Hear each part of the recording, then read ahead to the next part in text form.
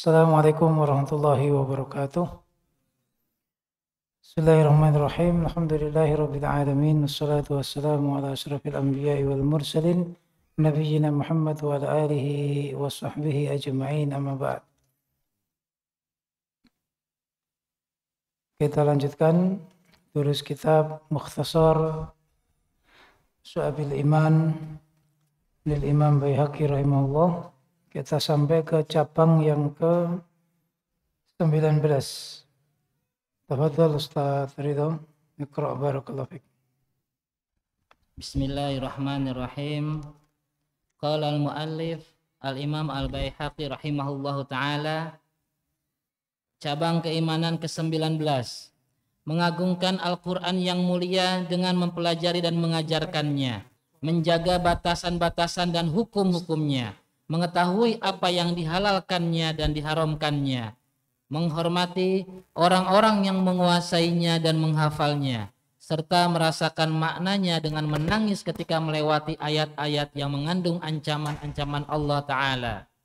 Allah Ta'ala berfirman, A'udzubillahi minasyaitonirrajim, Lau anzalna hadzal Qur'ana ala jabalin ra'aitahu khashi'an mutasaddian min khasyatillah. Kalau sekiranya kami menurunkan Al-Quran ini kepada sebuah gunung, pasti kamu akan melihatnya tunduk terpecah belah disebabkan takut kepada Allah. Surat Al-Hasyr ayat 21. Innahu laqur'anun karim fi kitabim maknun la yamassuhu illal mutahharun tanzilum mir rabbil alamin. Sesungguhnya Al-Quran ini adalah bacaan yang sangat mulia pada kitab yang terpelihara, Lauhim Mahfuz, tidak menyentuhnya kecuali hamba-hamba yang disucikan, diturunkan dari Tuhan semesta alam. Surat Al-Waqi'ah ayat 77 sampai 80. Walau anna Qur'anan suyirat bihil jibalu aw quti'at bihil ardu aw kullima bihil mauta bal lillahil amru jami'a. Dan sekiranya ada suatu bacaan kitab suci yang dengan bacaan itu gunung-gunung dapat digoncangkan atau bumi jadi terbelah, atau oleh karenanya orang-orang yang sudah mati dapat berbicara, tentu Al-Quran itulah dia. Sebenarnya segala urusan itu adalah kepunyaan Allah. Surat Ar-Ra'd ayat 31. Nabi SAW bersabda dalam riwayat Al-Bukhari dari Utsman bin Affan radhiyallahu an, khairukum man ta'allama al-Qur'ana wa 'allamah. Sebaik-baiknya kalian adalah orang yang belajar Al-Quran dan mengajarkannya. Beliau bersabda dalam riwayat Al-Bukhari dan Muslim dalam kitab sahih mereka dari Abu Musa al-Asy'ari radhiyallahu an, ta'ahadul Qur'ana fawallazi nafsu Muhammadin biyadihi lahuwa asyaddan tafalluta minal ibli fi uquliha. Perkokohlah dengan Al-Quran demi zat yang jiwa Muhammad ada di tangannya. Sesungguhnya Al-Quran lebih cepat lepas ketimbang unta dari ikatannya. Beliau bersabda dalam riwayat keduanya dari Abdullah bin Umar radhiyallahu anhuma, tidak ada iri hati kecuali pada dua hal. Seorang lelaki yang Allah anugerahi Al-Quran, kemudian ia salat dengannya siang dan malam. Dan lelaki yang Allah anugerahi harta dan ia bersedekah dengan harta itu siang malam. Beliau bersabda dalam riwayat Muslim dari Umar radhiyallahu an, sesungguhnya Allah mengangkat derajat suatu kaum dengan Al-Quran dan juga merendahkan dengannya kaum yang lain. Nah, cabang yang ke-19, Imam Al-Baihaqi rahimahullah ta'ala mencantumkan yaitu tentang mengagungkan Al-Quran. Mengagungkan Al-Quran di sini dijelaskan dari mulai mempelajari, mengajarkan, menjaga hukum-hukumnya, mengetahui yang dihalalkan, yang diharamkan, termasuk yaitu menghormati orang-orang yang menguasai dan menghafal Quran, serta juga yaitu merasakan maknanya dan menangis ketika melewati ancaman yang ada dalam kandungan ayat Al-Quran. Jadi jelas bahwa dalam bab ini cabang iman yang harus kita wujudkan dalam hati kita dan harus juga kita praktekkan dalam ucapan dan perilaku kita ialah mengagungkan Al-Quran, yang kalau disimpulkan ya sama seperti tahapan ilmu tadi, itu ada 7 7 hal yang harus kita lakukan sebagai bentuk mengagungkan Al-Quran. Yang pertama, selalu membacanya. Selalu membacanya. Karena membaca Al-Quran itu adalah ibadah. Bahkan menghafal Quran itu targetnya bukan hanya menghafal, tapi targetnya adalah untuk supaya ibadah dengan membacanya terus. Makanya bagi penghafal Quran ketika selesai, itu justru malah memulai ibadah dia menjaga Al-Quran. Beda dengan ilmu-ilmu dunia ketika sudah hafal ya sudah. Tapi kalau Quran tidak. Yang kedua, setelah selalu membaca yaitu selalu mendengar. Artinya hobi senang mendengarkan ayat Al-Quran. Ya, baik di situ mendengarkan apa yang dibaca, mendengarkan bacaan orang lain. Rasulullah sendiri yang diberi wahyu, tapi beliau senang dengan bacaan sahabatnya. Sahabat Abdullah bin Mas'ud sering diperintah Nabi untuk membaca ayat Al-Quran dan Nabi mendengarkan. Sampai Abdullah bin Mas'ud itu heran.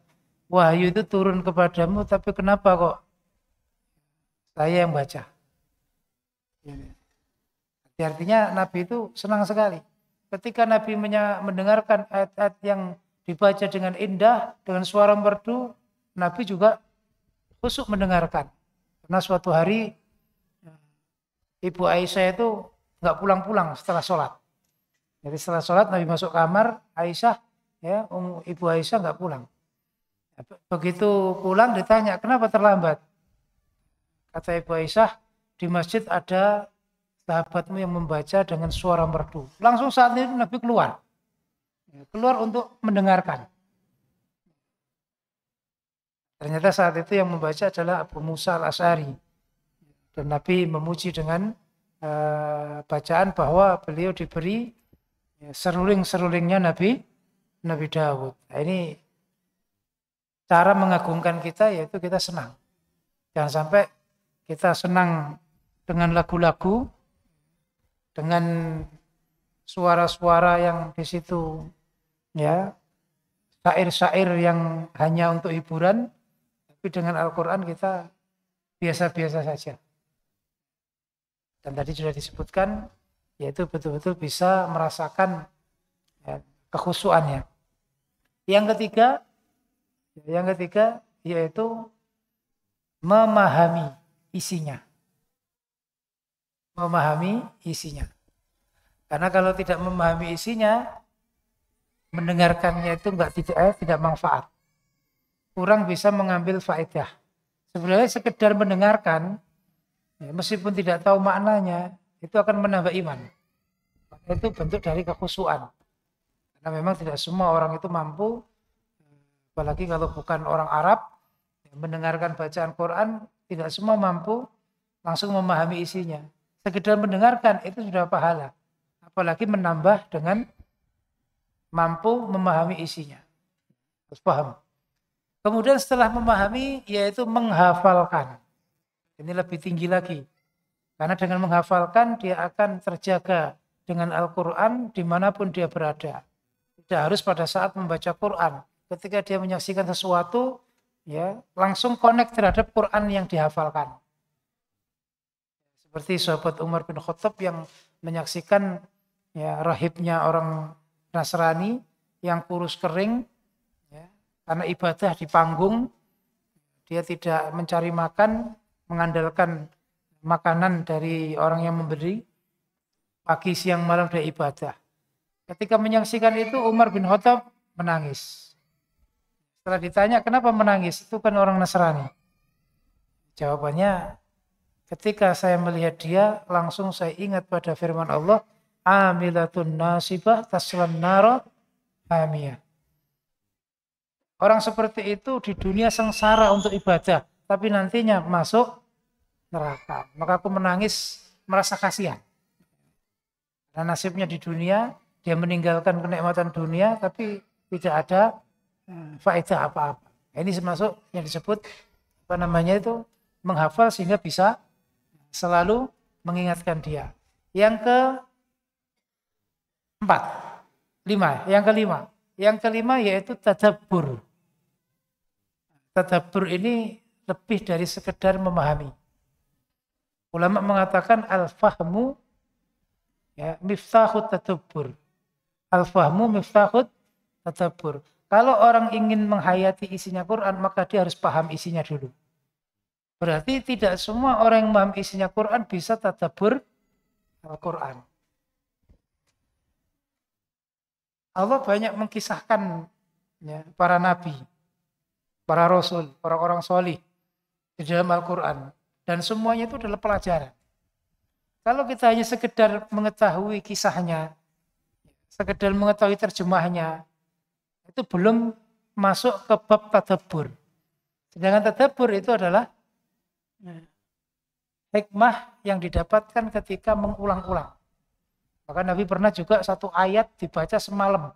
Karena Nabi menikmati isinya, mentadabbur isinya, hanya satu ayat diulang-ulang dalam semalam. Ini namanya tadabbur. Jadi tadabbur itu tidak hanya sekedar memahami isinya. Seperti mama ketika memahami cerita Nabi Yusuf alaihissalam, yang mana satu surat itu ya sangat lengkap sekali petunjuk bagaimana manusia itu bisa melewati segala macam musibah. Ketika tahu bahwa Nabi Yusuf dilempar dalam sumur, di situ ulama yang mendalami, yang mentadabburi itu menuntun kita untuk lebih memahami. Memang dalam kehidupan itu kadang ya ada saatnya kita itu dilempar di sumur. Artinya kita jatuh sejatuh-jatuhnya. Sebagaimana Nabi Yusuf yang dilempar di dalam sumur. Tapi saat itulah nanti ada kafilah yang membawa Nabi Yusuf ke Mesir, yang nantinya di sana Nabi Yusuf menjadi penasehatnya Raja Mesir. Kita juga sama, kehidupan itu kadang sampai pada titik kita itu harus jatuh ke sumur. Dan disitulah nanti akan ketemu kafilah kita yang menyelamatkan. Seperti itu perlu pendalaman. Biasanya pendalaman itu juga akan didapatkan oleh orang yang banyak mengalami peristiwa. Jadi ketika memahami isinya Quran, mentadabburi Al-Quran, kemudian peristiwa banyak dialami, itu akan mendapatkan banyak hikmah. Hikmahnya secara langsung. Sehingga berbahagialah ketika orang itu dalam hidupnya banyak peristiwa yang dialami. Banyak hal-hal yang mengguncang jiwanya. Ini berarti orang istimewa. Kalau orang itu hidupnya lurus-lurus saja, nggak ada yang mengguncang jiwanya, ya berarti orangnya biasa-biasa. Makanya kan orang istimewa itu para nabi, para rasul, cobaannya juga paling besar. Karena mereka orang istimewa. Ini yang ke-6. Sekarang 6. Yang ke-6. Setelah mentadabburi yaitu mengamalkan isinya. Mengamalkan isinya. Seperti yang juga disebut dalam bab tadi. Yang halal ya dihalalkan, yang haram diharamkan. Kemudian juga betul-betul di situ memahami ya, cerita-cerita hikmahnya. Karena Quran itu kan isinya ya, perintah yang perlu kita laksanakan, larangan yang perlu kita jauhi, nasihat yang perlu kita ambil, pelajaran yang perlu kita ambil. Ini semuanya itu adalah mengamalkan isinya. Dan terakhir adalah mengajarkannya. Terakhir adalah mengajarkannya. Ini 7 hal ini yang masuk dalam semua yang diterangkan tadi itu. Mengagungkan isinya Al-Quran.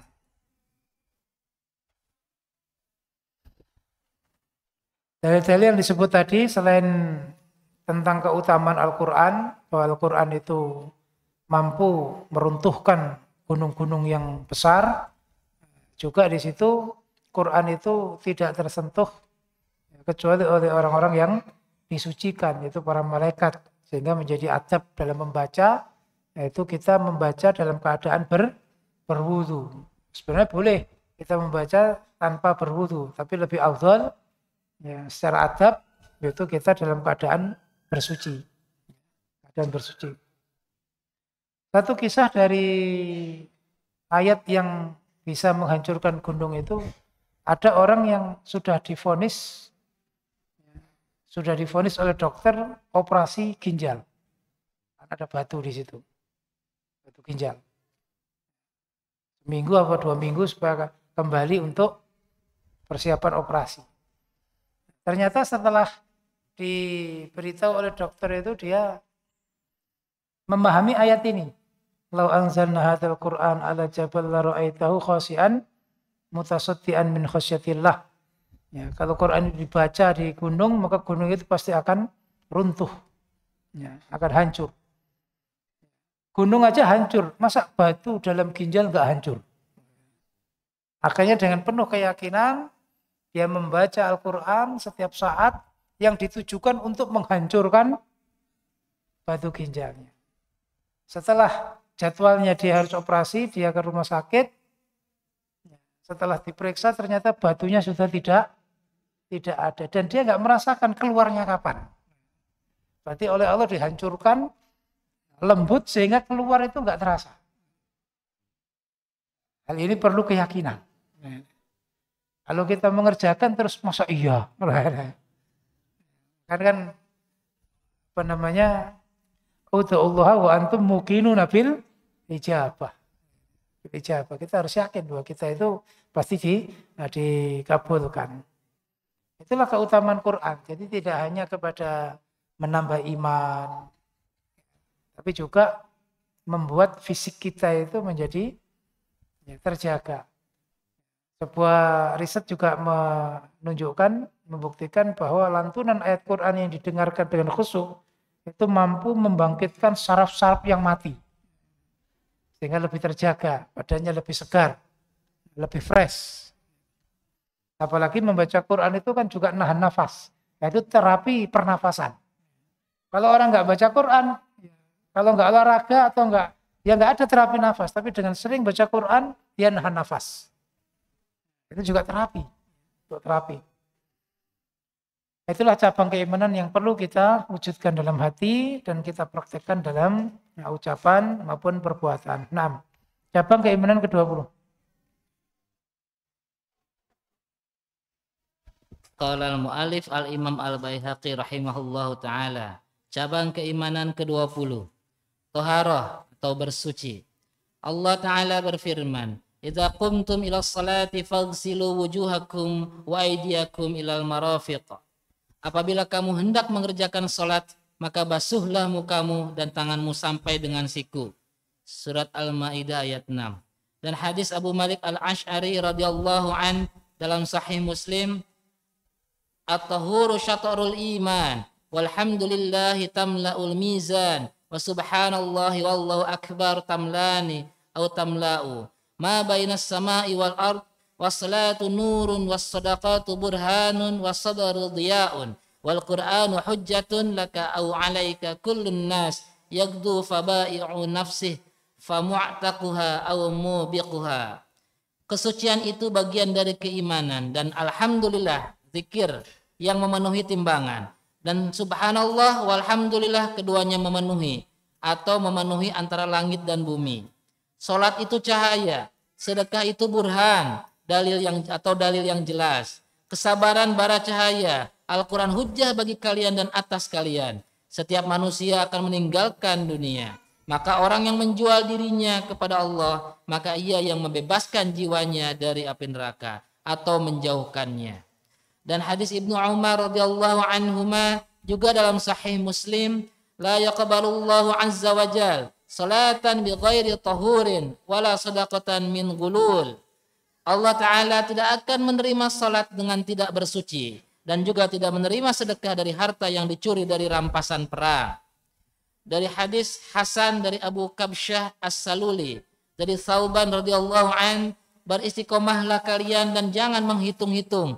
Ketahuilah bahwa sebaiknya amal kalian adalah salat, dan tidaklah menjaga wudhu kecuali seorang mukmin. Al-Halimi dari Yahya bin Adam menjelaskan sabda Rasulullah sallallahu alaihi wasallam, kesucian itu sebagian dari iman. Karena Allah Ta'ala menamakan salat sebagai iman, Allah Ta'ala berfirman, "Wa ma kana Allahu liyudhi'a imanakum." dan Allah tidak akan menyia-nyiakan imanmu. Surat Al-Baqarah ayat 143. Yakni salat kalian yang menghadap ke Baitul Maqdis dan tidak boleh salat kecuali dengan wudu. Keduanya adalah dua hal yang berbeda. Setiap dari keduanya adalah setengah dari yang lainnya. Nah, berikutnya cabang ke-20 yaitu at-thaharah. Dalam hal ini Imam Al-Baihaqi rahimahullah berpindah dari kesucian jiwa kepada kesucian fisik. Karena tohara ini hubungannya nanti dengan yaitu berwudu, membersihkan fisik dari najas, sekaligus mengangkat hadas. Karena tohara itu maksudnya adalah mengangkat najis dari tubuh, membersihkan najis dari tubuh dan mengangkat hadas dari jiwa kita, Dan hal ini juga dibahas karena merupakan miftahus shalah. Jadi sebelum kita melakukan sholat sebagai simbol ibadah kita, sholat itu diawali dengan wudu. Bahkan syarat sahnya sholat ialah dengan berwudu. Maka Imam Al-Baihaqi rahimahullah di sini memulai cabang iman yang ke-20 adalah thaharah.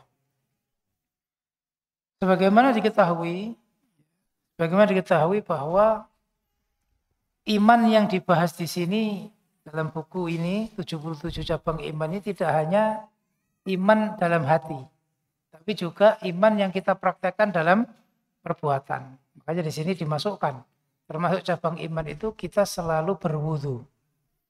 Dengan selalu berwudu berarti kita selalu sholat.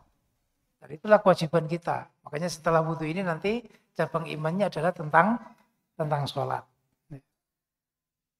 Ayat dan hadis yang disebutkan tadi menunjukkan bahwa thaharah itu termasuk iman. Thaharah itu termasuk iman. Disebut at-tahur satrul iman. At-tahur satrul iman. Dalam bahasa beda antara tuhur dengan tohur. Kalau tuhur itu kesucian. Kalau tohur itu adalah bersuci. Bersuci itu adalah sebagian dari iman. Artinya tidak mungkin orang itu disebut iman kalau dia tidak pernah berwudu. Kalau nggak pernah berwudu berarti tidak pernah ibadah, nggak pernah sholat. Makanya ini dimasukkan untuk sebagai bukti. Kalau kita iman adalah orang yang sering wudu.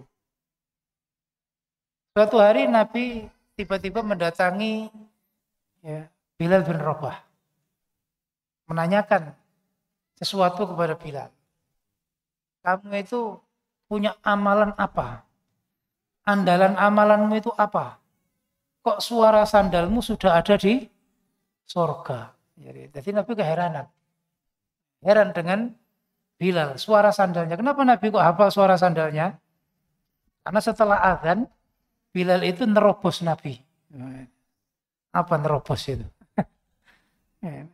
Mendatangi Nabi untuk memberitahu waktunya sholat. Sehingga suara sandalnya itu Nabi hafal betul. Kan orang itu punya gaya masing-masing kalau jalan itu. Kadang srek. Kadang sreknya itu setelah 2 langkah. Ada yang tanpa suara. Apalagi dulu kan zaman dulu waktu subuh itu kan sangat hening. Kalau di sini subuh malah banyak suara sini. Jadi hafal betul, kok suara sandalmu di surga? Jawabnya Bilal, saya nggak ada amalan yang istimewa, kecuali saya merutinkan, setiap saya batal saya wudu. Dan setiap saya wudu, saya sholat 2 rakaat. Karena ada sunnah 2 rakaat setelah wudu. Itu saja. Pokoknya saya setiap batal, apa itu kentut, apa itu kencing, apa buang hajat, itu langsung saya setelah itu wudu. Setelah wudu saya sholat 2 rakaat. Jadi amalan yang ringan, tapi betul-betul dirutinkan. Makanya ada istilah orang Jawa itu ngomongkan, istilahnya kiai dulu itu gantung wudu namanya. Gantung wudu itu dia keadaan suci terus. baik dari najis maupun dari hadas. Ya. Suci baik dari najas maupun hadas. Meskipun tidak mendekati sholat wajib. Pokoknya setiap batal wudhu.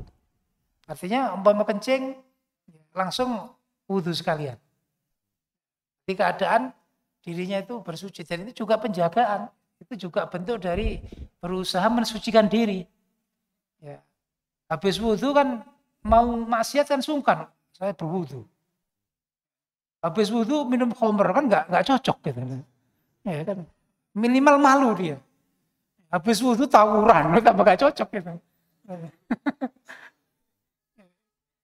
Habis wudhu kok marah-marah matanya melotot-lotot, nah, ini kan nggak cocok. Habis wudhu marah-marah semua dibanting kan, minimal malu pada dirinya. Itu bentuk dari yaitu tazkiyatun nufus, ya, tazkiyatun nufus. Maka semua ibadah itu nilainya tazkiyatun nufus. Semua ibadah itu mensucikan jiwa kita supaya kita itu secara fisik juga jauh dari kemudorotan dan secara batin kita jauh dari kejelekan. Maka wudhu ini amalan yang istimewa. Sampai orangnya masih hidup di dunia, suara sandalnya sudah di surga. Ini bisa kita tiru, ya, bisa kita contoh. Nabi seperti itu juga istilahnya memotivasi yang lain. Motivasi yang lain. Sama seperti suatu hari Nabi mendatangi Ubay bin Ka'ab. Pagi-pagi Ubay bin Ka'ab didatangi Nabi. Sampai Ubay bin Ka'ab terheran-heran. Dungarin, apa dungarin itu? Kok nggak biasanya Nabi ke sini? Ada apa Nabi? Ya, ternyata Nabi ya menyampaikan sesuatu. Saya diperintah Allah untuk membacakan surat Al-Bayyinah khusus padamu. Jadi Allah memerintah supaya dibacakan ke Ubay bin Ka'ab. Sampai Ubay bin Ka'ab itu memastikan, apa Allah nyebut nama saya? Oh, nggak main-main disebut Rabbul Alamin. Apakah Allah asmainillah? Apakah Allah menyebut namaku? Nabi menyebut, iya Allah menyebut namamu. Fabaka, maka dia menangis. Terharu. Bagaimana seorang hamba disebut oleh Tuhannya. Dan diperintah, Nabi diperintah untuk membacakan. Ini karena apa? Karena keutamaan Ubay bin Ka'ab di dalam membaca Al-Quran. Tadabbur terhadap Al-Quran. Mengajarkan Al-Quran. Itu Ubay bin Ka'ab salah satu ahli Quran di kalangan para sahabat. Rujukan bacaan dan semua itu juga termasuk kepada Ubay bin Ka'ab. Itulah amalan yang kalau kita merutinkan, kalau kita itu menjaga terus konsisten, meskipun itu sedikit akan menjadi istimewa. Apalagi itu amalan istimewa. Nah. Qala al-muallif al-Imam al-Baihaqi rahimahullahu ta'ala. Cabang keimanan ke-21. Menjaga sholat 5 waktu. Allah Ta'ala berfirman, "Wa ma kana Allahu liyudhi'a imanakum." Dan Allah tidak akan menyia-nyiakan imanmu. Surat Al-Baqarah ayat 143. Wa aqimus salata wa atuz zakah. Dan dirikanlah salat, tunaikanlah zakat. Surat Al-Baqarah ayat 43. Innas salata kanat 'alal mu'minina kitaban mawquta. Sesungguhnya salat itu adalah kewajiban yang ditentukan waktunya atas orang-orang yang beriman. Surat An-Nisa ayat 103. Dan hadis Jabir radhiyallahu an dalam Sahih Muslim, inna bainar rajuli wa bainas syirki wal kufri tarkus shalah. Sesungguhnya antara seseorang dengan kesyirikan dan kekufuran adalah meninggalkan salat. Dan hadis Abdullah bin Mas'ud radhiyallahu anhu dalam As-Sahihain, ia berkata, Sa'altun Nabi sallallahu alaihi wasallam, ayyul a'mali ahabbu ila Allah azza wa jal? Qal, as-salatu li waqtiha. Qultu, thumma ay? Qal, birrul walidain. Qultu, thumma ay? Qal, al-jihadu fi sabilillah. Qal, wa hadatsani bihinna walau istazadtuhu lazadani. Aku bertanya kepada Nabi sallallahu alaihi wasallam, amal apakah yang paling disukai oleh Allah Ta'ala? Beliau menjawab, salat pada waktunya. Kemudian aku bertanya lagi, kemudian apa lagi ya Rasulullah? Beliau menjawab, berbuat baik kepada kedua orang tua. Aku berkata lagi, kemudian apa lagi ya Rasulullah? Beliau menjawab, berjihad di jalan Allah. Abdullah bin Mas'ud berkata, Rasulullah mengatakan kepadaku semuanya, dan jika aku menambah pertanyaan, maka tentu beliau akan menambahkan jawabannya. Hadis Ibnu Umar radhiyallahu anhuma dalam as-sahihain, salatul jamaah afdalu min salatil fardhi bi 27 darajah. Salat berjamaah lebih utama dari salat sendirian dengan 27 derajat. Dan hadis Utsman radhiyallahu an dalam sahih Muslim, ma min ri'in muslimin tahduruhu salatun maktubah fayuhsinu wudu'aha wa khushu'aha wa ruku'aha illa kanat kafaratan lima qablaha minadz dzunub ma lam ya'ti kabiratan wa dzalika ad-dahru kulluh. Tidaklah ada dari seorang muslim yang menghadiri salat fardu kemudian memperbaiki wudunya, menjaga kehusuannya, rukuknya, kecuali baginya penghapus bagi dosa-dosanya sebelumnya, selagi ia tidak melakukan dosa besar. Yang demikian itu sepanjang masa. Dengan hadis ini Al-Baihaqi mengatakan, tidak ada dalam sebuah ibadah setelah keimanan kepada Allah yang dapat mengangkat kekufuran yang dinamakan oleh Allah Ta'ala dengan keimanan, yang dinamakan oleh Rasulullah Sallallahu Alaihi Wasallam dengan meninggalkannya menjadikannya kafir, kecuali salat. Nah, cabang ke-21 yaitu menjaga salat 5 waktu. Al-muhafadzah ala shalawatil khams. Menjaga salat 5 waktu. Ini adalah cabang iman yang sangat penting. Yang ini adalah simbol keimanan. Bahkan dalam hadis tadi termasuk pembeda antara iman dan kekufuran. Yang menjadikan pembeda adalah salat. Dalam ayat juga disebut tadi, Allah tidak menyia-nyiakan iman kalian. Iman di situ maksudnya adalah salat. Ayat ini berkenaan dengan para sahabat yang mempertanyakan teman-teman mereka yang sudah wafat sebelum kiblat dikembalikan ke Baitullah. Bagaimana nasib mereka? Salatnya menghadap Baitul Maqdis. Maka Allah menurunkan ayat ini. Allah tidak menyia-nyiakan iman mereka. Allah menyebut salat dengan kalimat iman. Maka ini perlu kita pahami bahwa salat itu adalah termasuk cabang terpentingnya. Iman adalah salat. Dan perlu kita pahami bahwa salat ini adalah barometer ya, amalan kita. Mi'yaru a'malina. Ketika kita tertib salatnya, yang lain akan lebih tertib.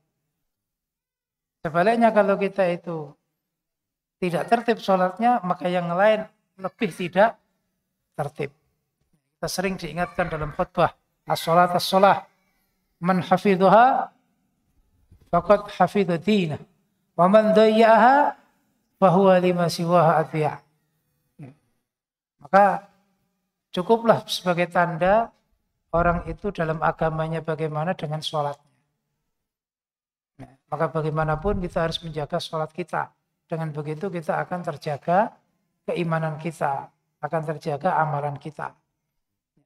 Dan sholat itu kalau kita lihat ayat yang kedua tadi selalu digandeng dengan zakat. Nanti akan masuk ke cabang keimanan bab zakat. Karena sholat ini yang perlu kita pahami, ini adalah simbol hubungan kita dengan Allah Subhanahu wa Ta'ala.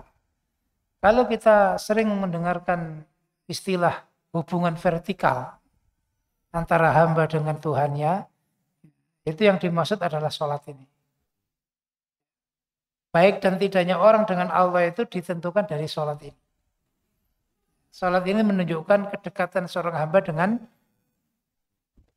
Rabb-nya, kedekatannya, keakrabannya. Orang yang sholatnya tertib, orang yang sholatnya khusyuk, ketika menghadapi permasalahan hidup itu lebih pede. Karena apa? Dekat dengan Allah. Di dunia saja kalau kita dekat dengan pejabat, itu sudah engkrisnya bukan main. Macam-macam telepon kan. presiden. Saya teleponkan gubernur, Kapolres, Kapolda. Sampai mau ditilang, ini saya teleponkan Kapolda dulu. Wah. Yang mau nilang sudah takut, ya nggak usah. Jadi ketika dekat dengan makhluk yang punya kedudukan, itu orang pede. Bagaimana kalau dekat dengan Allah Subhanahu wa taala yang mempunyai, yang menguasai dunia. Ada masalah, ya, langsung lapor kepada Allah. Ya, tapi nggak perlu telepon ya. Artinya telepon di situ, maksudnya kita japri kepada Allah, dilaporkan apa yang kita alami. Makanya ulama juga ada yang menyebutkan ketika engkau punya kesusahan besar, permasalahan besar, itu jangan mengatakan, ya Allah saya punya masalah besar, nggak usah. Mestinya kamu ngomong, wahai kesusahan, kamu jangan macam-macam. Saya punya Tuhan yang maha besar, mestinya begitu. Jadi orang yang istilah dekat dengan Allah itu pede. Ada apa-apa, ya lapor kepada Allah. Ya. Makanya biasanya orang kalau doanya nggak yakin doanya dikabulkan, itu bermasalah itu berarti itu. Ya, dia nggak yakin dirinya itu dekat dengan Allah. Dia merasa dirinya itu banyak maksiat sehingga kayaknya nggak dikabulkan doa saya. Sama seperti orang kalau nggak dekat dengan Pak Lurah, mau apa-apa laporan, nggak begitu dekat. Ya, bagaimana langsung diterima laporannya sana lewat cariknya atau apa, nggak bisa langsung. Ya, beda kalau kita sering ngopi dengan lurah, wah ini ada apa-apa langsung karena sering ngopi. Artinya keakrabannya itu, kedekatannya itu pasti akan media atau ibadah yang paling mendekatkan kita kepada Allah yaitu sholat. Maka diwajibkan dalam sehari 5 kali. Dan itu ditekankan dengan sholat berjamaah. Karena kalau sholat berjamaah pasti terjamin ya, di awal waktu. Ya, karena ada azan, nggak lama kemudian qomat ikut sholat berjamaah. Beda kalau sholat sendiri. Mungkin sampai nunggu waktunya mau habis. Kadang-kadang kelewatan. Terjamin. Karena paling afdolnya amalan adalah tadi itu. As-sholatu liwaktiha. Selain itu juga ada pahala 27. Ada 27. Juga sholat berjamaah itu menunjukkan kebersamaan, ukhuwah. Ini salah satu simbol ibadah yang terindah, simbol ibadah yang menentukan ialah sholat, sehingga dimasukkan dalam cabang iman, amal-amalan amaliyah sebelum yang lain, sholat didahulukan. Nah, cabang keimanan yang ke-22. Qala al-muallif al-Imam al-Baihaqi rahimahullahu ta'ala, cabang keimanan ke-22, zakat. Allah Ta'ala berfirman, wa ma umiru illa liya'budullaha mukhlishina lahud-din hunafa wa yuqimus salata wa yu'tuz zakah wa dzalika dinul qayyimah. Padahal mereka tidak disuruh kecuali supaya menyembah Allah dengan memurnikan ketaatan kepadanya dalam menjalankan agama dengan lurus, dan supaya mereka mendirikan salat dan menunaikan zakat, dan yang demikian itulah agama yang lurus. Surat Al-Bayyinah ayat 5. Wallazina yaknizuna adh-dhahaba wal fiddata wa la yunfiqunaha fi sabilillahi fabashshirhum bi'adzabin alim. Yauma yuhma 'alaiha fi nari jahannam fatukwa biha hibahuhum wa junubuhum wa zuhuruhum. Hadza ma kanaztum li anfusikum fadzuqu ma kuntum taknizun. Dan orang-orang yang menyimpan emas dan perak dan tidak menafkahkannya pada jalan Allah, maka beritahukanlah kepada mereka bahwa mereka akan mendapat siksa yang pedih pada hari dipanaskan emas perak itu dalam neraka jahanam, lalu dibakar dengannya dahi mereka, lambung dan punggung mereka, lalu dikatakan kepada mereka, inilah harta bendamu yang kamu simpan untuk dirimu sendiri, maka rasakanlah sekarang akibat dari apa yang kamu simpan itu. Surat At-Taubah ayat 34-35. ولا يحسبن الذين يبخلون بما آتاهم الله من فضله هو خير لهم بل هم شر لهم سيطوقون ما بخلوا به يوم القيامة. Sekali-kali janganlah orang-orang yang bakhil dengan harta yang Allah berikan kepada mereka dari karunia-Nya menyangka bahwa kebakhilan itu baik bagi mereka. Sebenarnya kebakhilan itu adalah buruk bagi mereka. Harta yang mereka bakhilkan itu akan dikalungkan kelak di lehernya di hari kiamat. Surat Ali Imran ayat 180.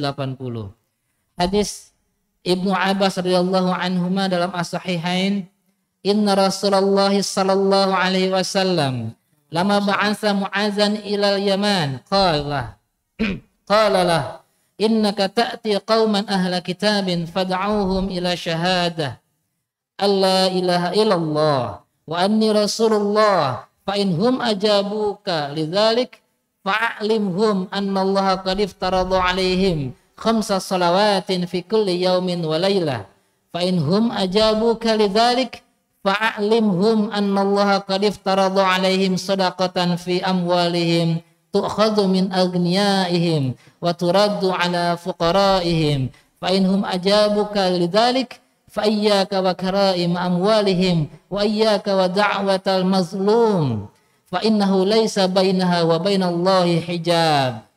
Sesungguhnya Rasulullah sallallahu alaihi wasallam ketika mengutus Mu'adz ke Yaman, beliau bersabda kepadanya, sesungguhnya engkau akan mendatangi kaum ahlul kitab, maka ajaklah mereka kepada syahadat la ilaha illallah, tidak ada Tuhan yang hak untuk disembah kecuali Allah, dan aku adalah utusan Allah. Jika mereka menjawab dakwahmu tentang itu, maka ajarkanlah mereka bahwa Allah memfardukan atas mereka sholat 5 waktu siang dan malam. Jika mereka menjawab dakwahmu dengan tentang itu, maka ajarkanlah mereka bahwa Allah memfardukan atas mereka untuk mengeluarkan zakat dari harta-harta mereka yang diambil dari orang-orang kaya dan diberikan kepada orang-orang fakir mereka. Dan jika mereka menjawab dakwahmu tentang itu, maka hendaklah engkau menghindar dari mengambil harta-harta terbaik atau dicintai mereka. Hindarilah doa-doa orang yang dizalimi, karena sesungguhnya tidak ada antara dia dan Allah hijab penghalang.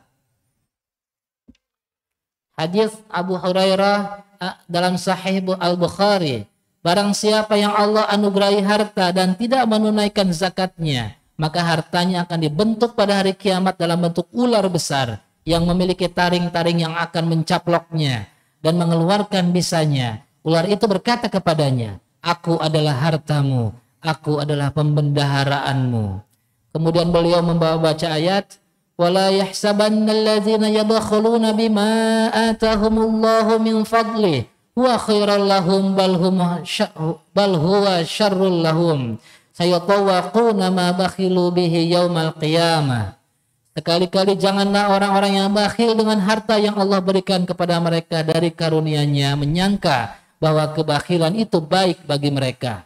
Sebenarnya kebakhilan itu adalah buruk bagi mereka. Harta yang mereka bakhilkan itu akan dikalungkan kelak di lehernya di hari kiamat. Surat Ali Imran ayat 180. Nah, berikutnya yaitu cabang iman yang ke-22 ialah zakat. Zakat oleh Allah selalu dikandeng dengan sholat. Aqimus sholah wa atuz zakah. Karena kalau sholat adalah simbol ibadah kepada Allah, hubungan hamba dengan Tuhannya, sedangkan zakat adalah simbol ibadah antara manusia dengan manusia yang lain. Dengan menunaikan zakat, selain memang itu adalah perintah Allah menunaikan kewajiban, juga sebagai simbol kebaikan orang tersebut dengan yang lain. Kepeduliannya, jiwa sosialnya, perhatiannya, kasih sayangnya, itu ditentukan oleh zakat. Dan seorang muslim yang sempurna itu ketika mempunyai hubungan baik hubungan vertikal itu dengan Allah maupun hubungan horizontal dengan sesama manusia. Maka setelah sholat, Imam Al-Baihaqi juga memasukkan zakat ini sebagai cabang iman yang terpenting. Pada saat Abu Bakar As-Siddiq dilantik menjadi khalifah, saat itu di daerah Tihamah. Tihamah itu termasuk Najd. Najd itu kalau sekarang di daerah sekitar ibu kota Saudi, di Riyadh. Itu ada sebuah kabilah yang besar namanya Banu Hanifah, membelot, tidak mau menyetorkan zakat. Mereka memahami zakat itu hanya pada saat zaman Nabi, sehingga tidak mau menyetorkan zakatnya kepada khalifah. Dan Abu Bakar As-Siddiq saya itu menentukan bahwa memerangi kaum tersebut, yang mana kaum itu dipimpin oleh Musailamah al-Kadzdzab. Musailamah seorang yang juga menyatakan masuk Islam, kemudian datang ke Madinah dan minta ke Nabi untuk menunjuk dia sebagai penguasa di daerahnya. Tapi oleh Nabi tidak diangkat. Sehingga pada saat Nabi wafat, dia mengklaim dirinya Nabi dengan menjuluki dirinya Rahmanul Yamamah. Yamamah ya, bukan Tihamah. Rahmanul Yamamah. Di situ akhirnya diperangi karena tidak menyerahkan zakat. Tapi saat itu diprotes oleh Umar bin Khattab. Ini juga satu keanehan. Biasanya Umar kalau begitu itu paling depan. Sedikit-sedikit biarkan Nabi saya penggal kepalanya. Tapi dari situasi momen ini Umar malah, kenapa engkau memerangi orang yang sudah syahadat? Malah Abu Bakar yang biasanya lemah lembut langsung ijtihad. Mereka harus kita perangi. Jawabnya Abu Bakar, saya perangi karena mereka tidak memberikan haknya Islam. Maka ini adalah cabang keimanan yang menentukan. Ketika meyakini atau mengklaim bahwa zakat tidak wajib, maka hukumnya kufur. Hukumnya kafir. Beda dengan orang yang yakin zakat itu wajib, tapi malas mendatangkan. Itu maksiat. Itu tidak sampai membuat dia kufur. Kalau yang kufur itu adalah yang mengingkari kewajibannya. Ini yang perlu kita pahami. Itu kedudukan pentingnya zakat. Kedudukan pentingnya zakat. Dan zakat sebagaimana hadis-hadis yang tadi dibacakan, bahwa harta yang dimiliki itu tidak 100% miliknya. Karena di situ ada haknya fakir miskin. Haknya orang-orang yang dilewatkan oleh Allah lewat dia. Makanya zakat itu wajib bagi yang sudah nisab. Bagi yang sudah nisab. Dan zakat ini bentuk bagaimana sikap seorang mukmin terhadap harta. Jadi zakat itu menentukan. Ketika dia tertib zakatnya, berarti dia tahu hakikat harta yang dimiliki.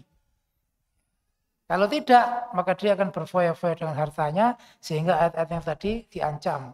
Harta itu akan jadi lempengan besi. Akan dikalungkan di hari kiamat menjadi ular. Lempengan besi akan dicoskan kepada keningnya, dicoskan di lambungnya. Itu semua menjadi siksa di hari kiamat. Siksa di hari kiamat. Dalam masalah zakat yang perlu kita pahami, zakat itu adalah realisasi dari sikap seorang mukmin, karena sikap orang mukmin itu mungkin sedikit dicatat ada 7 sikapnya orang iman terhadap harta. Yang ini akan menyelamatkan dia, akan menjaga dia sehingga tidak bermasalah dengan hartanya. Yang pertama, orang iman akan memahami kedudukan harta sehingga dia tidak terlalu berlebihan terhadap harta. Memahami bagaimana bahwa harta itu adalah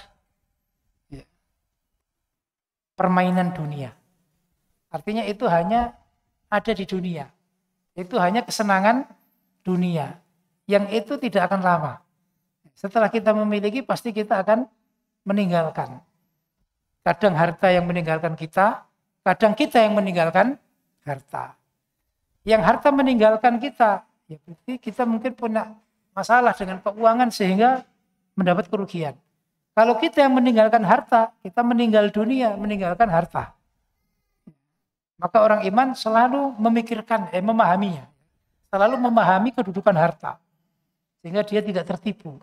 Karena Allah sendiri sudah menyatakan la yaghurrannakumul hayatud dunya. Kita harus paham, harta itu adalah istilahnya hanya permainan.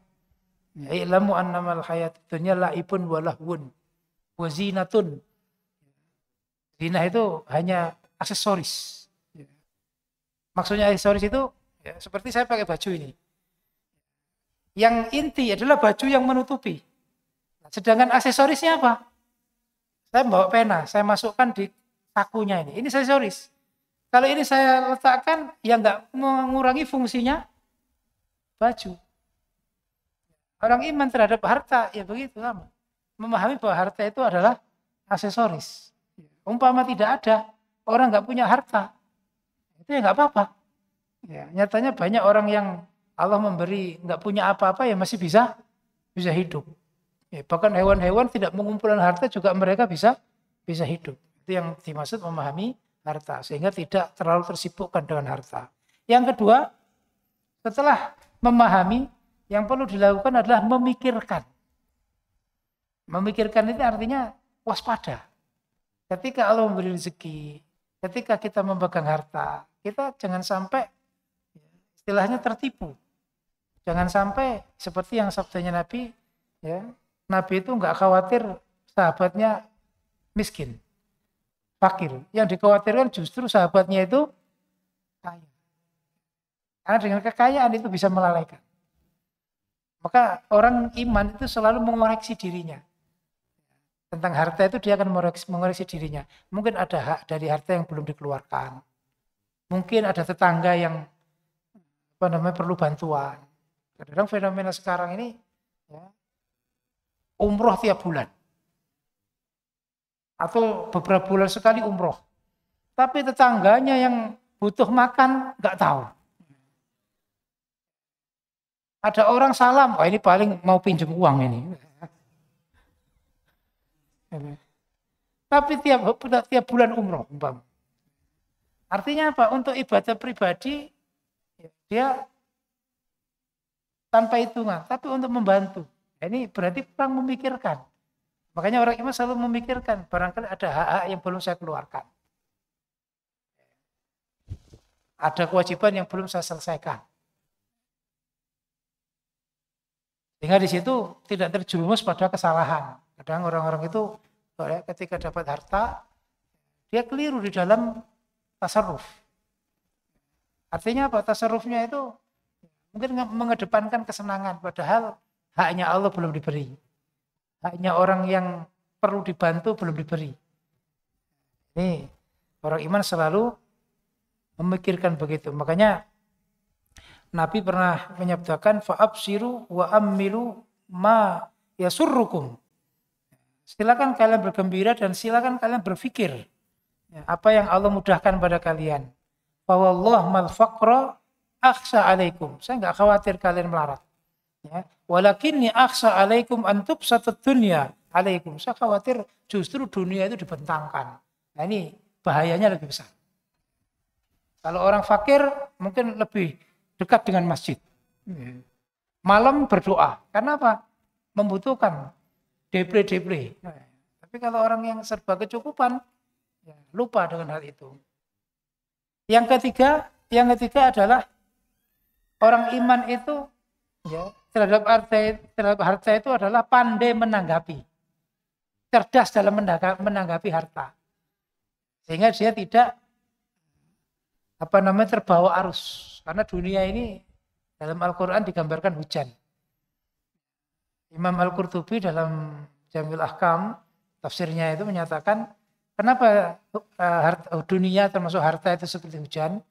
Karena hujan itu, kalau kita keluar rumah hujan-hujanan, pasti basah.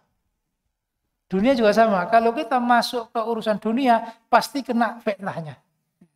Kita nggak akan selamat dari fitnahnya. Makanya orang iman perlu menanggapinya dengan cerdas. Karena dunia nggak mungkin kita hindari. Harta nggak mungkin kita hindari. Kita pasti dapat harta. Kita pasti mempunyai harta. Sehingga menanggapinya harus cerdas. Makanya di dalam riwayat-riwayat menggambarkan bahwa orang-orang dulu, ahli ilmu zaman dulu, para sahabat, tabi'in, tabi'ut tabi'in, ya, menanggapi harta itu sebagai barang titipan, bukan sebagai hak milik. Sehingga dalam mentasarufkan, dalam menggunakan, itu lebih bijak. Beda, ini titipan. Ya pasti bagaimana titipan ini, ya namanya amanat, ya, dijaga betul. Jangan sampai dia terfitnah dengan itu. Karena pasti harta akan diambil. Ya, Allah saja menyebutkan mustakhlifin. Harta itu adalah sesuatu yang oleh Allah dibuat ganti-ganti. Pemiliknya itu bergantian. Maka di sini kita supaya betul-betul bisa menanggapinya dengan cerdas sehingga tidak ada beban. Di dunia juga tidak ada beban, di akhirat apalagi. Karena kalau tidak, ya contohnya dianggap itu hak milik, ya, istilahnya hak milik yang nggak boleh diganggu gugat, dikumpulkan sampai akhirnya bakhil. Nah, ketika orang bakhil, jangankan untuk orang lain, untuk dirinya sendiri juga bakhil. Akhirnya apa? Ya, akhirnya hidup di dunia seperti orang melarat karena nggak beli apa-apa, di akhirat dihisab orang kaya. Jadi celakanya double. Karuan di dunia foya-foya dengan hartanya terus dihisab kaya itu masih pantas. Meskipun itu juga rugi gitu. Apalagi kalau di dunia sudah pelit, ya kan? Mau beli apa-apa perhitungan sehingga nggak jadi beli. Ada orang pakai mobil bagus, wah saya juga beli bisa saya, tapi nggak beli. Punya lihat rumah bagus, uang saya untuk membuat rumah ini ya, gampang, tapi nggak pernah membuat rumah bagus. Itu cuman kebanggaan, sehingga pada saat mati, ya hidupnya seperti orang miskin, ya kan? Dihisab orang kaya, itu di dunia barat juga ada itu. Mereka hidupnya menggelandang, padahal punya properti yang ya istilahnya jutaan dolar, tapi dia nggak menikmati, dia lebih asik dengan jadi gelandang. Hanya dengan bangga, saya juga punya harta banyak. Jadi di dunianya hidupnya miskin, di akhiratnya dihisab kaya. Ini berarti nanggapinya kurang cerdas. Makanya orang iman itu ulul albab, ulul absor. Ya, supaya mempunyai kecerdasan. Jangan sampai itu jadi fitnah. Yang keempat bahwa orang iman itu mampu melihat nilainya harta. Bahwa harta itu fana, harta itu sementara, pasti rusak.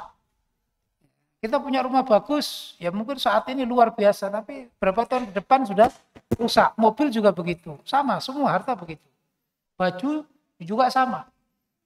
Kemewahan dunia mungkin hebat tahun ini, tapi berapa tahun kemudian sudah menjadi barang bekas.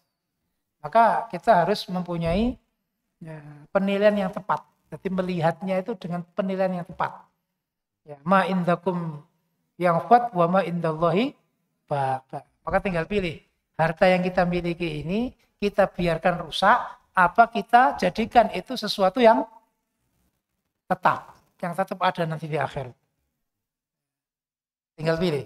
Kemudian yang kelima yaitu orang iman itu selalu mencari harta dengan cara yang baik.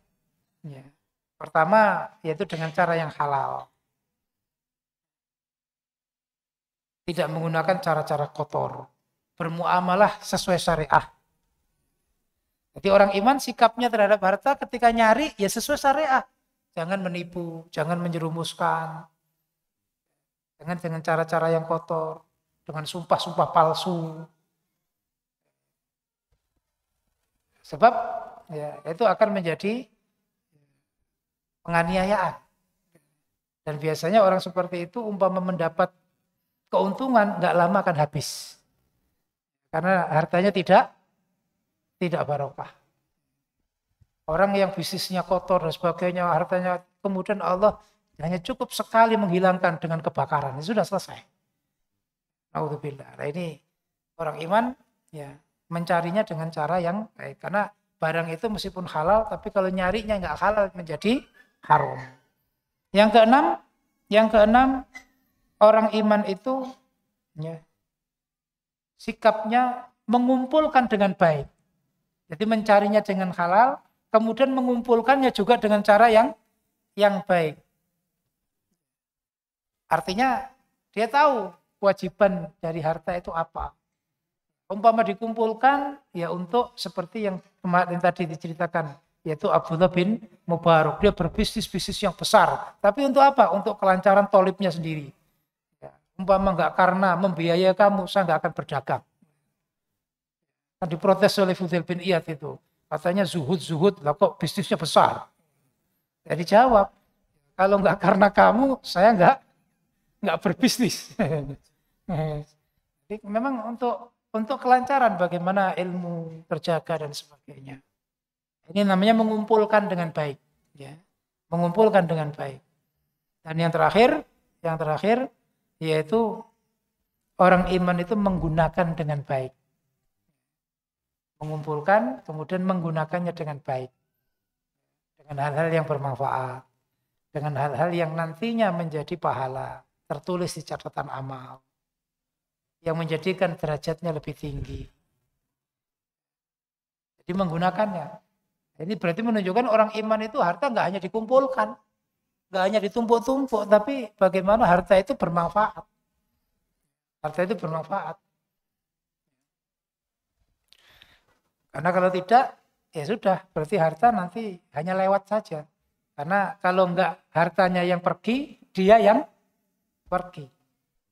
Pumpung masih ada, pumpung masih dipegang, pumpung masih ya dikumpulkan, ini segera digunakan untuk amal, untuk jariah. Makanya salah satu ibadah terpenting yang bisa menambah pahala setelah mati, Nabi menyebut shadaqatun jariyah. Karena itu yang paling tinggi skornya. Ilmu baru disebut kedua. Anak baru disebut ketiga. Nabi menyebutkan yang paling pertama adalah shadaqatun jariyah. Karena itu manfaatnya lebih besar. Kalau ilmu, dia yang memberikan ilmu. Ya, ilmu yang dia sampaikan. Seberapa dia menyampaikan ilmu. Kemudian anak ya mungkin hanya untuknya. Tapi kalau harta itu akan dimanfaatkan banyak orang. Termasuk tadi sudah disampaikan, ya, insya Allah pembangunan masjid ini saya tinggal finishing saja. Mari kita ikut saham, ikut andil. Yang ini juga menjadi peninggi derajat kita di surga. Itulah hubungannya dengan harta yang tadi disampaikan tentang zakat. Jam? Adzan jam berapa? Oh masih lagi. Ya, kita teruskan. Cabang keimanan yang ke-23. Nah. Qala al-muallif al-Imam al-Baihaqi rahimahullahu taala, cabang keimanan ke-23, puasa, as-siyam. Allah taala berfirman, kutiba alaikumus siyam kama kutiba alal ladzina min qablikum. Diwajibkan atas kamu berpuasa sebagaimana diwajibkan atas orang-orang sebelum kamu. Surat Al-Baqarah ayat 183. Hadis Abdullah bin Umar radhiyallahu anhuma dalam As-Sahihain, Islam dibangun di atas 5 rukun. Syahadat tidak ada Tuhan selain Allah dan sesungguhnya Muhammad adalah hamba Allah dan utusannya. Mendirikan salat, membayar zakat, berpuasa pada bulan Ramadan dan haji ke Baitullah. Hadis Abu Hurairah radhiyallahu an dalam As-Sahihain, kullu amali bani Adam yudha'af al-hasanatu bi 10 amsalha ila 700 dhi'fin. Qala Allah azza wa jalla illa as-sawma fa innahu li wa ana ajzi bihi yad'u ta'amah wa syahwatahu min ajli. Lis-sa'imi farhatani, farhatun 'inda fitrih wa farhatun 'inda liqa'i rabbih. Wala khulufu famis sha'im atyabu 'inda Allahi min rihil misk. As-sawmu junnah. Setiap amal anak Adam dilipat gandakan. Kebaikan dengan 10 semisalnya sampai 700 lipat. Allah Ta'ala berfirman, kecuali saum atau puasa. Sesungguhnya ia bagiku dan aku yang mengganjarnya. Ia meninggalkan makanannya dan minumannya karenaku. Bagi orang yang berpuasa ada 2 kegembiraan. kegembiraan ketika berbuka dan kegembiraan ketika berjumpa Tuhannya. Dan sesungguhnya bau mulut orang yang berpuasa lebih utama di sisi Allah ketimbang bau minyak misk. Puasa itu sebagai benteng. Nah, berikutnya yaitu ibadah puasa. Setelah sholat, zakat, kemudian puasa. Yang dimaksud sini adalah puasa bulan Ramadan. Puasa juga menunjukkan, membuktikan iman. Karena Allah memanggil, ya ayyuhalladzina amanu, kutiba alaikumussyam. Puasa juga dimasukkan kategori iman, karena juga itu cara untuk mendapatkan ketakwaan. La'allakum tattaqun. Ini yang perlu kita pahami, bahwa puasa ini ibadah yang istimewa dari sisi keikhlasan. Kalau kita sholat, mungkin kita bisa pamer sholat kita. Bisa kita tunjukkan sholat kita. Tapi kalau puasa, hakikatnya kalau orang berpuasa secara hakiki, itu hanya Allah yang tahu. Karena bisa saja mungkin orang pamer saya puasa, padahal di rumah makan. Tapi kalau orang nggak ada yang melihat, kemudian dia istiqomah dengan puasanya, nggak mokel, itu menunjukkan dia hanya takut kepada Allah. Kalau hanya tampilan puasa, ikut puasa, padahal di rumah makan, nanti cari buka, ikut cari takjil. Akhirnya yang nggak puasa malah dapat takjil daripada yang puasa. Karena yang puasa kehabisan, yang takjil duluan soalnya. Jadi kalau puasa secara hakikat ya nggak bisa kita pamerkan karena itu hubungan kita dengan Allah. Kalau cuman menipu bisa. Ikut sahur ternyata nggak puasa. Ikut buka ternyata sudah buka duluan. Tapi kalau dia sendiri dan istiqomah, dia takut kepada Allah kalau dia makan dan istiqomah sampai maghrib, maka itu ibadah yang istimewa. Menunjukkan keikhlasan, kemurnian niat sehingga Allah tadi menjamin wa ana ajzibi.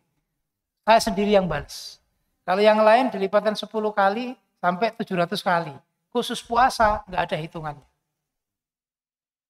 Nggak ada hitungannya karena itu bentuk dari keikhlasan yang menunjukkan kita itu penghambaan tingkat tinggi. Karena tidak meninggalkan apa-apa kecuali hanya karena Allah. Hanya karena Allah. Dan hikmah dari puasa ya, banyak sekali. Termasuk tadi itu untuk meningkatkan ketakwaan, meningkatkan pahala yang besar karena nggak ada hitungan. Kemudian juga mendapatkan kebahagiaan baik saat berbuka maupun nanti saat bertemu dengan Allah. Ketika mendapat pahalanya karena di sana disiapkan pintu khusus.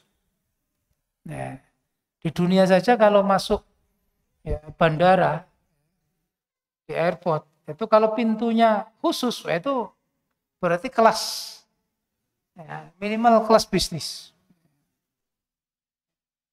Ada tempat sendiri, jalannya sendiri dan didahulukan.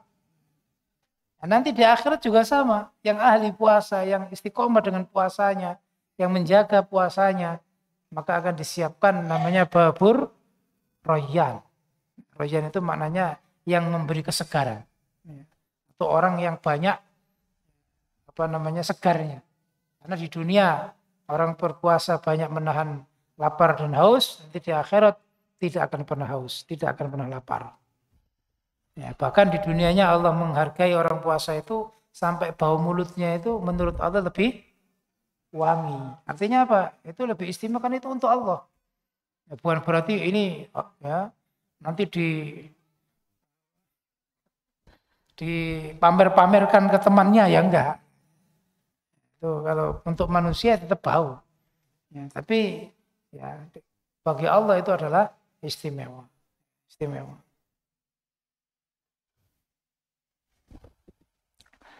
Yang ke-24, i'tikaf. Qala al-mu'allif al-Imam al-Baihaqi rahimahullahu taala, cabang keimanan ke-24, i'tikaf.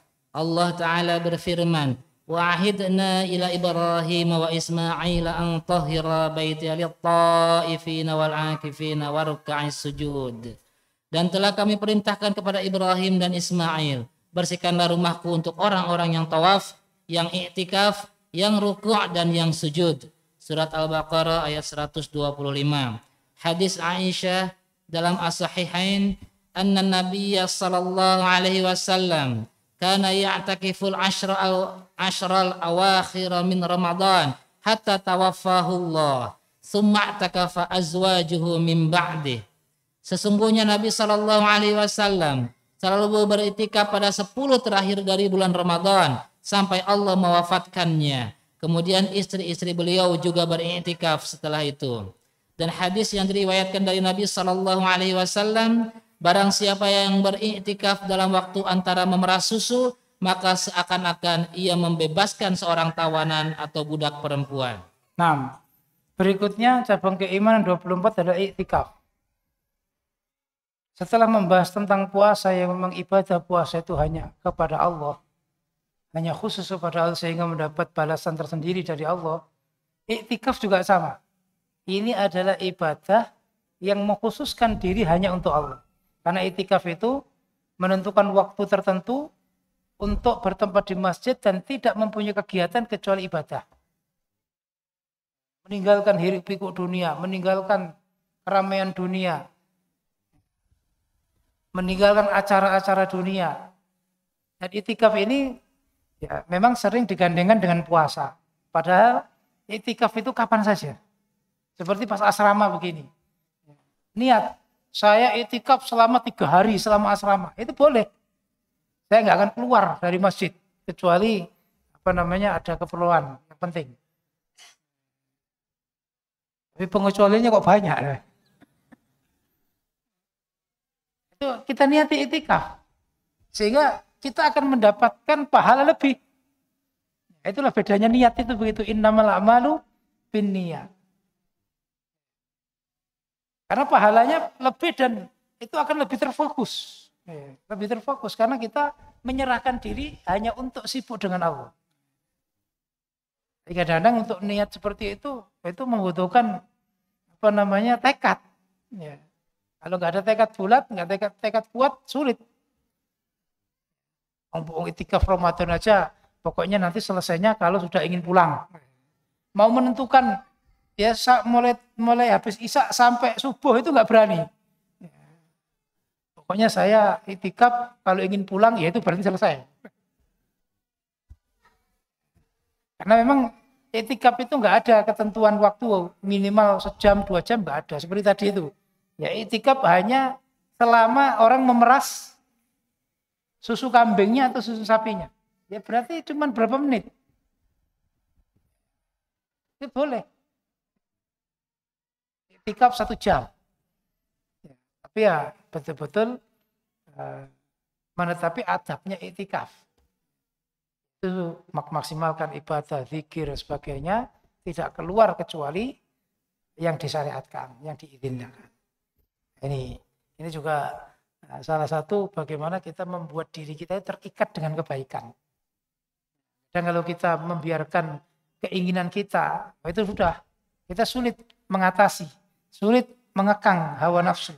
Tapi kalau kita ikat diri kita, saya liburan ini hanya di masjid, sudah otomatis mau kemana-mana, sudah niat begitu, pasti akan bisa menahan atau mengerem istilahnya. Ya, meskipun tidak sampai 3 hari, ya cukup mungkin semalam saya di masjid atau sehari di masjid untuk betul-betul itu boleh. Dan ibadah ini jarang sekali dilakukan. Umumnya namanya iktikaf itu bulan Ramadan, itu pun hanya malam. Padahal yang disunahkan Nabi itu namanya iktikaf bulan Ramadan ya 10 hari. Ya, mulai malam 21 sampai hari raya. Kalau kita ya hanya malam itu pun banyak keluarnya. Nasi goreng, ya. Nggak lama mie goreng. Nah ini iktikaf kok bolak-balik nang warung. Ini bagaimana konsennya ibadah? Cukup misalnya istirahat. Jazakumullah khairan. Semoga Allah memberi manfaat dan keberkahan. Allah Ta'ala alam. Sallallahu alaihi Muhammad wa ala alihi wa sahbihi ajma'in. Alhamdulillahirabbil alamin. Assalamualaikum warahmatullahi wabarakatuh.